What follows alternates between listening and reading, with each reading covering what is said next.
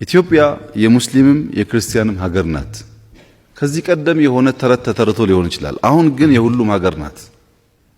ካሁን በኋላ ሙስሊም እኛ ሁለተኛ ዜጋ ነን፣ እኛ እየተገፋን ነው ማለት የለበትም። ትክክል አይደለም። ከሀገርህ ማን ነው የሚገፋ?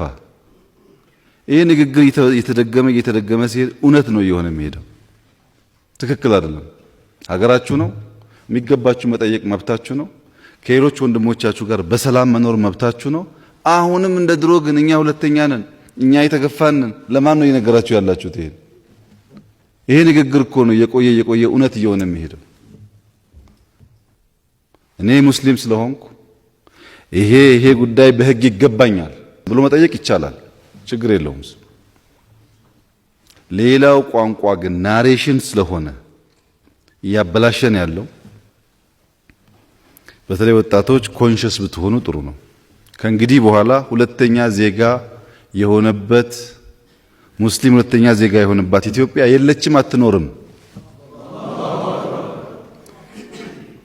ኢትዮጵያ በኢትዮጵያ የተወለዱና ያደጉ በልዩ ልዩ ምክንያት የኢትዮጵያ ፓስፖርት ያገኙ የትኛውም እምነት የሚከተሉ ሰዎች ሀገር ናት።